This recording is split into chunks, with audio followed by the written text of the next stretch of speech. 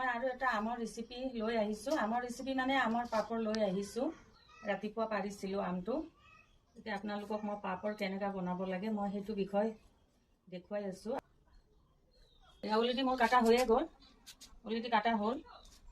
এনেকুৱাকৈ কাটিছোঁ। অলৰেডি মই পানী গৰম বহাইছিলোঁ, আপোনালোকক মই নেদেখালোঁ। পানী বইল হৈ আছে। এতিয়া মই আম দিম, আপোনালোকে চাই থাকিব।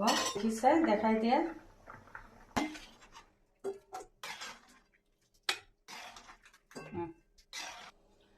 মই আপোনালোকক আম বইল কৰি দেখাইছোঁ। এতিয়া মই এইটো দি মিক্স কৰিছোঁ মই, কিয় কি বহুতে মিক্সিত কৰে। মিক্সিত কৰিব নালাগে, এনেকুৱা কৰিব। বইল কৰি আপোনালোকে এনেকুৱা মিহলাই এনেকুৱা মানে এইটো দি যদি এনেকুৱা কৰি দিয়ে মিহি হৈ যায়। যাৰ মিক্সি নাই তেওঁলোকে কি কৰিব, কিবা কৰি হ'লে এয়া হৈ গৈছে, ইমান ধুনীয়া হৈছে। যাৰ চাকনি নাই কি কৰিব, বনাইতো খাবই লাগিব। যাৰ মিক্সি নাই কি কৰিব, বনাইতো খাবই লাগিব। সেইকাৰণে আপোনালোকক মই সহজ পদ্ধতিৰে মই দেখাই আছোঁ। মই পেন বহালোঁ, অলপমান মই তেল দিলোঁ, বেছি তেল নিদিওঁ মই, হালকা মই তেল দিলোঁ, বেছি তেল দিয়া নাই মই। তাৰপিছত আমৰ মিশ্ৰণটো মই ইয়াতে দিম। ঢালি মোৰ নাতিনী আহি আছে, মোৰ নাতিনী কলিকতাৰ পৰা অহা মাহত। মই নাতিনীৰ কাৰণে বনাইছোঁ এইটো ইয়াতে দি দিব।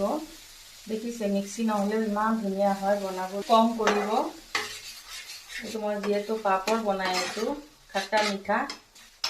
তাৰপিছত মই দিলোঁ চিলি ফ্লেক্স।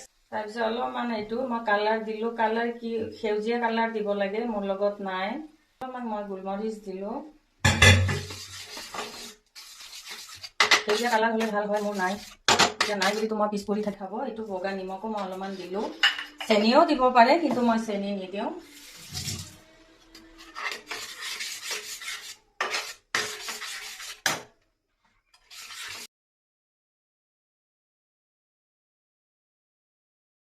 পিছত আপোনালোকক আৰু দেখাই আছোঁ।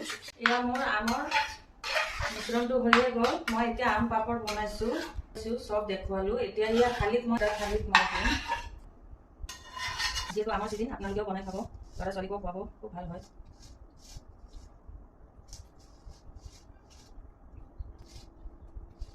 ফেনত দিয়াৰ পিছত ৰ'দত দিব। এইটো মই প্লাষ্টিক দিও দেখালোঁ আৰু মই এনে থালি দিও দেখালোঁ। মই প্ৰথম কিন্তু তেল দিছোঁ, আপোনালোকেও তেল দিব। নাতিনীৰ কাৰণে মই বনাই দিছোঁ এইটো আম পাপৰ, খাই খুব ভাল পাব। গুড় দিও বনাব পাৰে, মই চেনি দিছোঁ। গুড় দিলে কালাৰটো অলপ বেয়া হয়, বেয়া লাগে কালাৰটো। আপোনালোকে মৰম দিব। আমৰ বিষয়ে বহুত জানো মই, আৰু দি আছোঁ আপোনালোকক নতুন নতুন।